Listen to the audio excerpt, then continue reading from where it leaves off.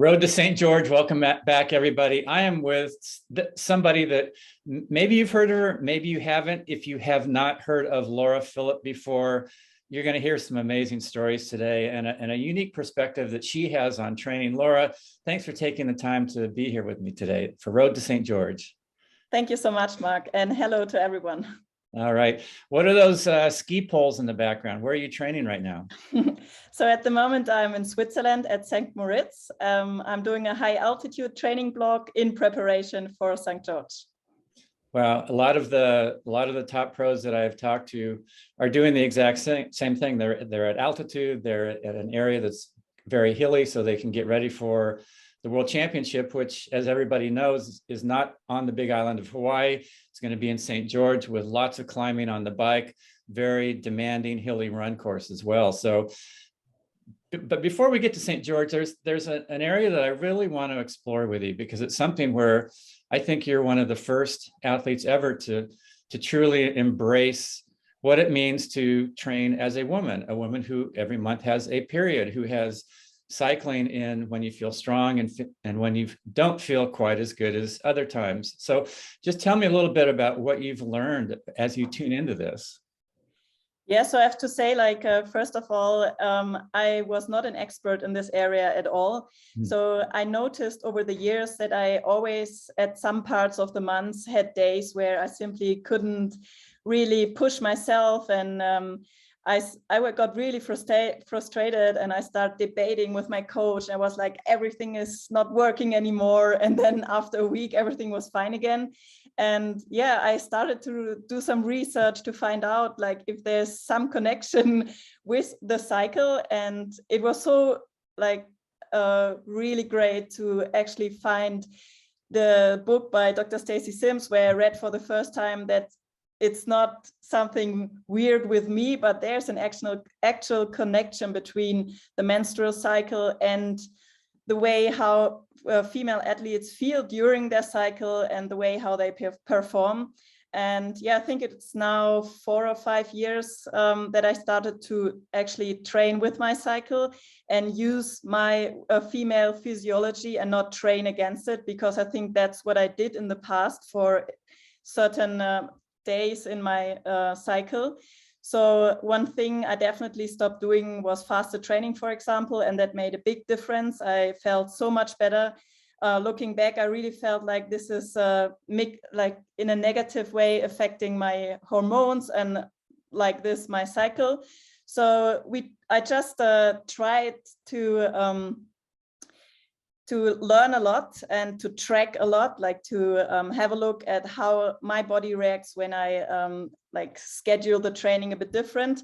And yeah, thankfully my coach Philipp was very open to it. And now I can really say we were able to push myself on another level with working with my cycle. And I feel so much better overall, my health is better.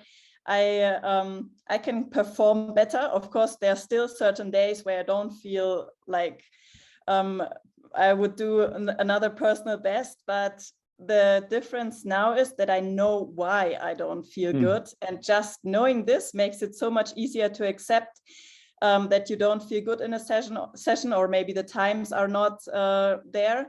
And yeah, sometimes I just skip a session, and this is definitely something I would have not done in the past. I always wanted to push through, and yeah, it didn't do me any well. So yeah, I'm glad I started doing this, and I can just encourage more women to be open to speak with their coaches about their cycle and their needs, and start reading books and studies about it. It's a very fascinating theme.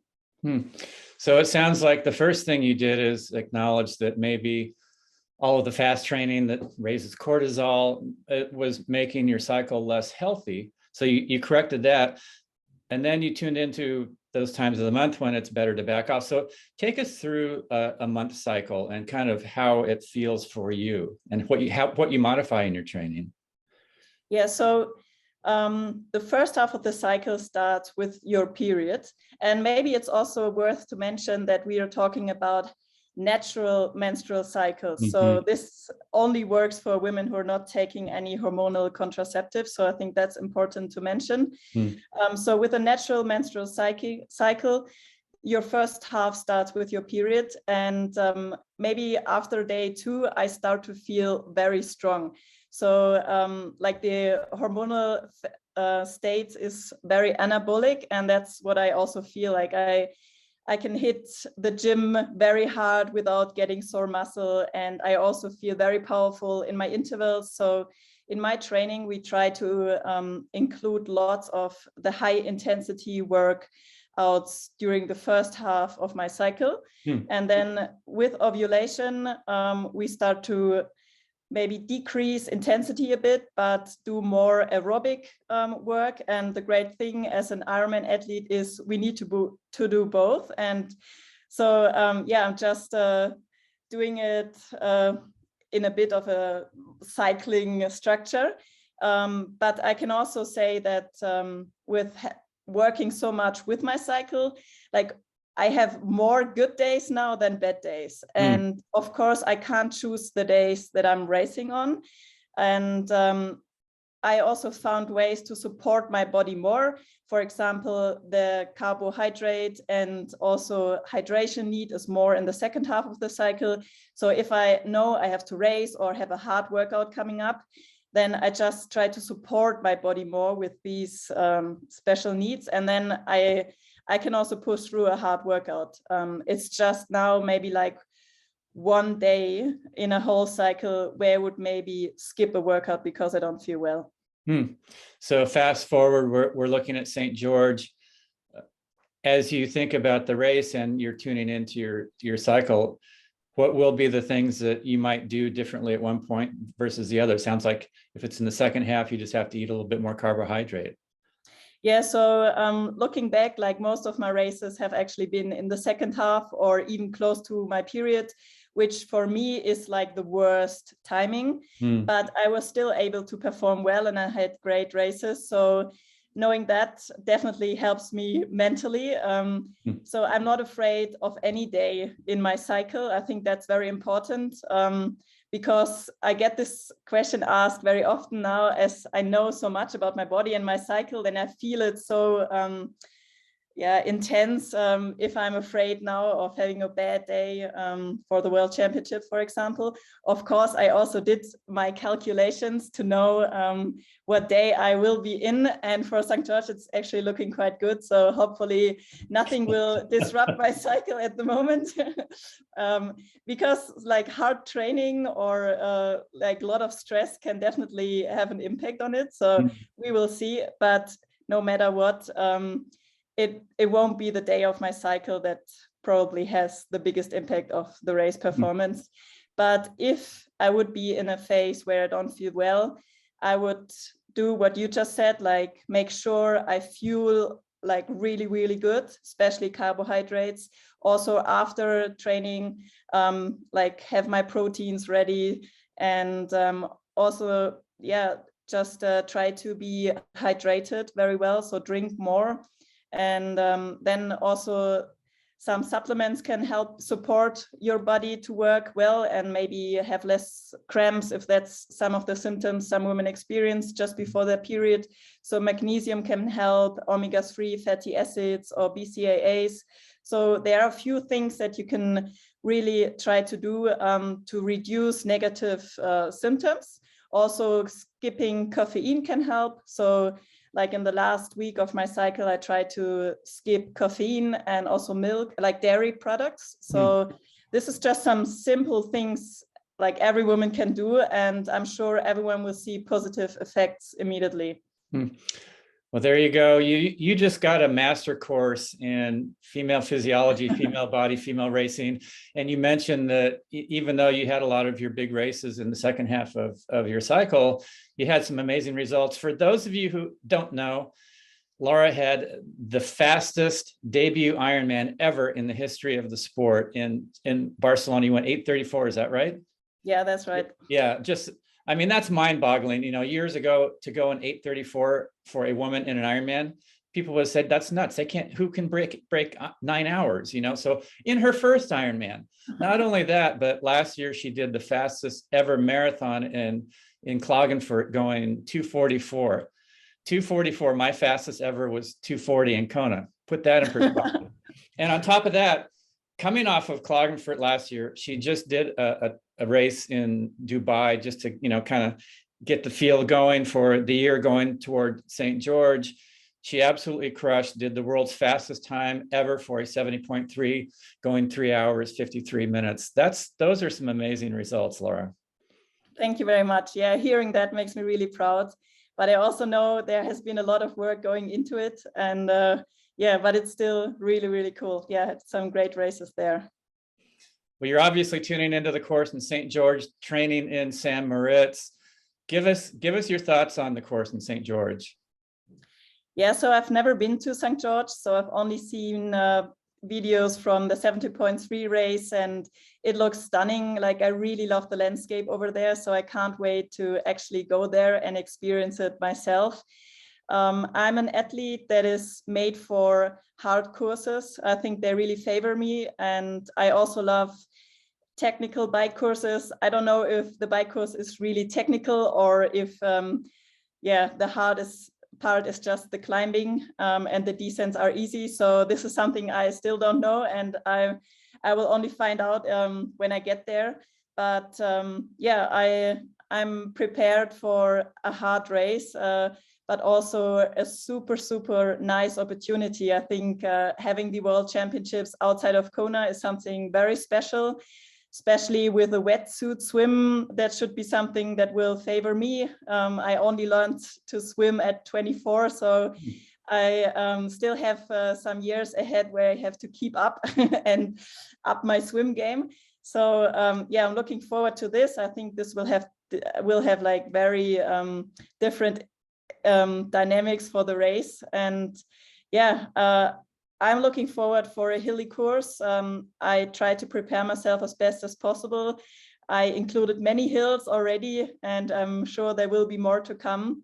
And it's funny to see that Instagram is full of athletes running or cycling up hills. Mm-hmm. And yeah, I think everyone is really looking forward to it, and so am I.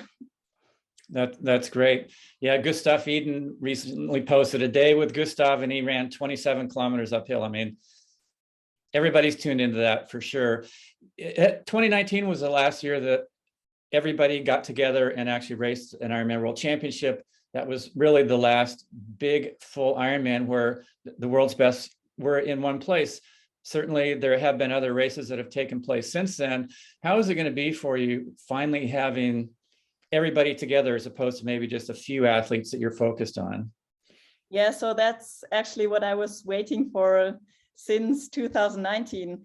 I got fourth in Kona 2019 in my first Ironman World Championships, and that definitely left me hungry for more. And of course, I was looking forward to 2022, and then it didn't happen, and the next year it also didn't happen. So I think we are all just so hungry for racing each other and motivated, and yeah, to have 2 World Championships this year makes this year really a special one, and I'm very grateful, and hopefully I will be healthy and ready to race. Just a general question I wanted to ask you. You've gone so fast in your Ironmans. You're still improving, like you said, your swim. You haven't been swimming that long, maybe, what is it, 10 years now? Yeah. And what do you think the possibility for a time for a woman is in an Ironman on a fast course? How fast do you think a woman can really go? So there's this sub-8 project this year, and I think even without pacers, it would be possible for strong women to reach that time. I think especially, like, I got a bit of a taste just back in Dubai racing Daniela. And if you have strong competition, I think this can really bring the best out of you, and you can push each other to the whatever limit it is and to fast times. So I think if we will get more races with big fields and strong competition, and of course a fast course, then we will definitely see some amazing fast times. yeah, I think especially on the female side, there is a lot more to come. Well, there you go. You heard it here first. Sub-8 is possible without pacers. I didn't without say draft. I will be the one, but I think it's possible. Well, you certainly are not afraid to push yourself, but you're very smart. That's a quality that really makes a champion, especially the part that you're just not afraid to like push up to that limit. You mentioned that Klagenfurt, you were kind of right at that limit. I'm assuming St. George is going to be at that limit just a little bit higher. Yes, so this will be exciting. Klagenfurt was more a race against myself. So I really had to push myself. Like I had a massive gap after the bike already. So I really like kind of pushed myself to my limit. And I guess in St. George, there will be other women pushing me, or we will be pushing each other. And I think this is something that will add another spice factor, and it will probably be easier to push hard because you simply have to be in the mix. So yeah, I haven't had many racing opportunities like this. So yeah, I'm looking forward to exactly this, because it's hard to predict. Like, I don't know how my race will unfold or how I will feel if I get under pressure. But it's definitely something that I think will create something positive. Wow. Well, Laura, you're a fresh breeze in the sport here. So great to speak with you today. Best of luck in St. George. I'll be there. The whole world is going to be watching. Everybody is just excited and such a great buzz. So thank you so much for stopping by today. Thank you so much. Bye. Road to St. George, everybody, May 7th. You have to watch it. If you're not there, it'll be streaming live. One of the greatest races ever to take place. I am sure I'm going to be there, and Laura Philipp will also be there. Take care, everybody.